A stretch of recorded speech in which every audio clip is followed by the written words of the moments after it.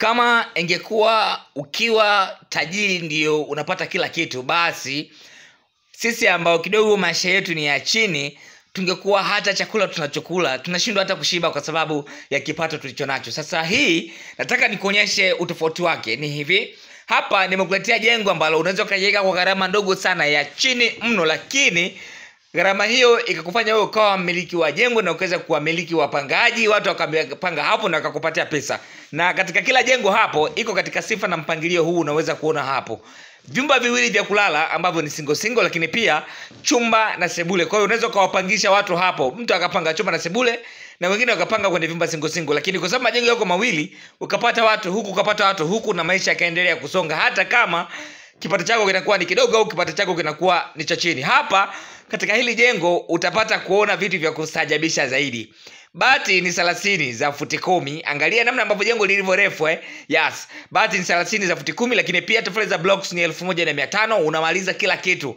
Na mbao za kenchi hapo ni 50 kamili. Kumbuka hizi kuta ambazo zinakutana na bati moja kwa moja zinapunguza idadi ya bati, lakini pia bati letu ni slope, na kuna utofauti mkubwa sana kati ya bati za namna hii na zile bati za hidden roof, kwa maana bati za ndani.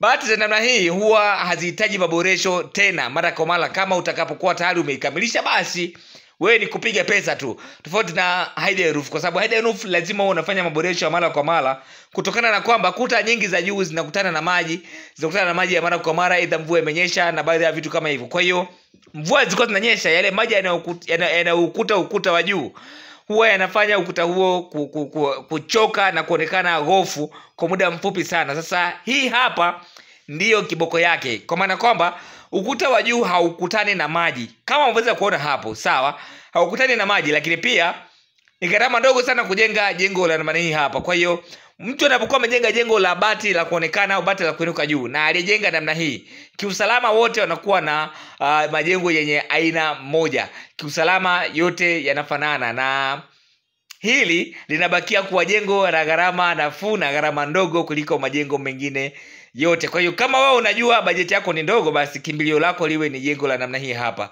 Ukikimbilia hidden roof kitakuponza, kwa sababu kitakachokuja kutokea ni kwamba utajikuta jengo lako linavuja na unashindwa kulimaintain. Na kushindwa kulimaintain itakufanya wewe ushindwe kulimudu pia, na jengo lako kuweza kuonekana gofu kwa muda mfupi sana. Sasa hii hapa naiacha kama assignment au zoezi kwako, kwa sababu kila unachoweza kukitazama au unachoweza kukihitaji kwenye maisha yako ni kupanga na kuchagua ni wewe mwenyewe. Unaweza ukapanga kukipata ukafanikisha, na ukapanga kukosa pia ukafanikiwa, kwa sababu hata anayepanga kupata na anayepanga kukosa wote wanaweza kufanikiwa na kutokufanikiwa kama watakuwa serious katika mipango yao. Sawa, unaweza kuwa serious katika kupanga kukosa, lakini wakati utakapopanga kupata, basi ukajikuta inakuwa changamoto na unakosa. Ukipanga kupata unakosa, lakini ukipanga kukosa inakuwa ni uhakika. Sasa nikwambie tu kwamba namba hii ya WhatsApp unaiona hapo inapatikana muda wowote ule pale. Wewe tuma message, tutakupatia link uweze kwenda kujiunga na WhatsApp channel yetu. Hii WhatsApp channel inafanya kazi kama WhatsApp group. Kwa hiyo utakuwa unapata muda wa kutazama ramani zaidi pale ambapo utakapotaka kuziona ramani kupitia WhatsApp. Sio lazima uingie kwenye mitandao ya kijamii, lakini pia YouTube kuna video nyingi sana ambazo zinaendelea huko. Kwa hiyo ni muhimu sana uende kuzitazama huko kwa ajili ya kusupport channel yetu. Karibuni sana.